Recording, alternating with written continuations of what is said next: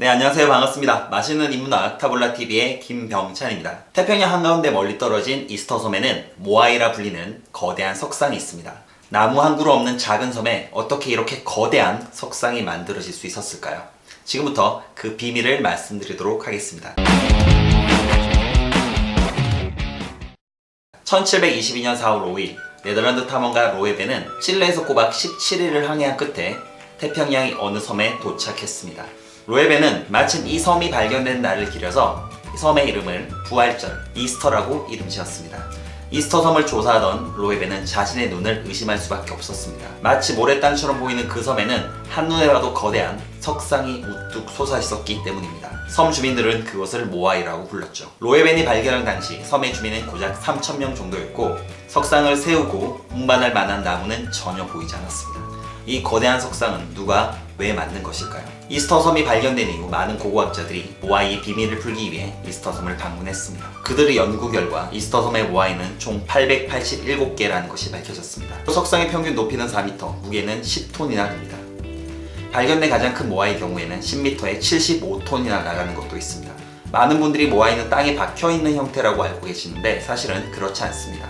모아이는 아우라고 불리는 돌 기단 위에 세워놓은 것이었습니다. 그리고 원래 모아이는 푸카오라고 불리는 붉은 장식돌이 얹혀져 있었고 눈은 하얀색으로 덮여져 있었습니다. 하얀색 눈을 보니 약간 섬뜩한 느낌을 받기도 하네요. 모아이는 몇 개를 제외하고는 모두 바다를 등진 채 한쪽 방향을 바라보고 있습니다. 이런 모아이들을 도대체 누가 만든 것일까요? 고고학자들은 모아이 하나를 만들고 옮기는 데만도 500명이 넘는 건장한 성인이 필요했을 것으로 추정했습니다. 그러나 이스터 섬이 처음 발견된 당시 그 섬에 있는 원주민은 3,000명이 전부였고 그중 남녀 성인은 절반에도 훨씬 못 미치는 500명 정도였죠. 그렇다면 섬에 있는 모든 남성들이 농사도 짓지 않고 저 모아이만 끊임없이 만들었다는 것인데 아무래도 믿기지가 않습니다. 그래서 일부 학자들은 외부 세계의 다른 누군가가 만든 것으로 생각을 합니다. 바로 외계인이죠. 이 뭔 개소리야! 그들에 따르면 UFO를 타고 온 외계인이 지구에 불시착하게 되었고 그 외계인은 초고도 문명을 가졌기 때문에 동료들의 구조를 기다리며 자신을 본뜬 이 석상을 만들었다는 것이죠. 마치 SOS 신호를 보내듯이 동료 외계인에게 보냈던 구조 신호였다는 겁니다. 모아이에 관한 또 하나의 미스테리는 이것을 어떻게 제작하고 해안가까지 옮겼을까 하는 것입니다. 모아이는 단단한 화산암 재질이기 때문에 다듬기가 매우 어렵고 설사 조각을 했다 하더라도 나무 한 그루 없는 이스터 섬에서는 이것을 끌고 가는 것이 불가능했다는 것이죠. 거대한 모아이를 옮기기 위해서는 나무 굴림대가 꼭 필요했기 때문입니다. 그런데 2012년 미국 캘리포니아 주립대에서는 나무 없이 모아이를 옮기는 그런 실험을 한 적이 있습니다. 석상을 양쪽에서 교대로 밧줄로 잡아당겨서 모아이를 옮길 수 있다는 것을 증명하는 실험이었는데요. 실제 이런 방식으로 몇 시간 만에 100m를 이동시킬 수 있었습니다. 이스터 섬의 전설에 의하면 모아이가 스스로 걸어왔다고 하는데 그런 전설에도 부합되는 실험 결과였죠. 그러나 이 실험에는 몇 가지 문제가 있었습니다. 우선 실험에선 무게 4톤 정도 되는 모형이 이용되었는데 실제 모아이는 10톤 정도로 훨씬 크다는 것이죠. 또 한 가지는 밧줄을 이용했지만 이 밧줄의 재료 역시 나무라는 것입니다. 모아이의 비밀은 이스터 섬의 토양을 조사하면서 밝혀지기 시작했습니다.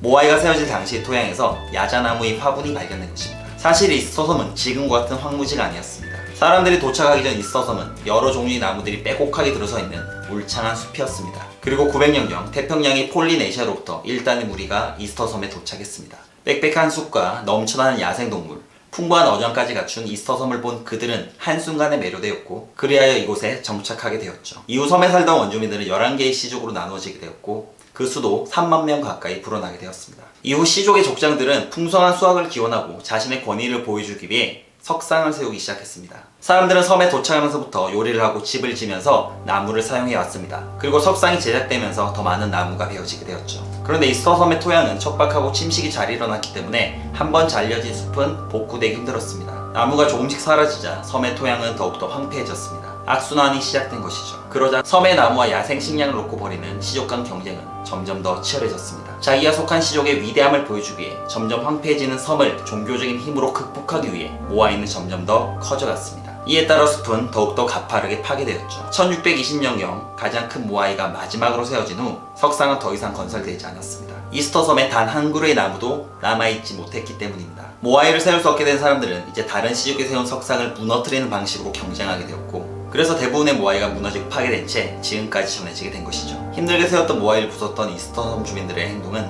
마치 스탈린 동상을 무너뜨렸던 러시아 사람들의 모습을 연상시키네요.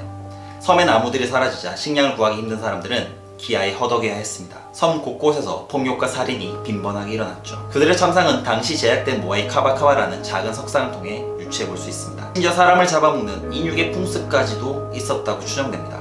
생존자들의 마지막 희망은 이스터 섬을 탈출하는 것이었죠. 그러나 섬 주민 누구도 이스터 섬을 탈출할 수 없었습니다.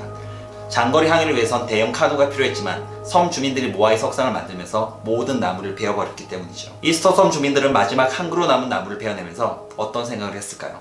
오늘의 결론, 이스터 섬 주민 그 누구도 마지막 한 그루 나무의 의미를 알지 못했다. 우리 주변의 마지막 한 그루의 나무는 무엇일까? 지금까지 타블라TV였습니다.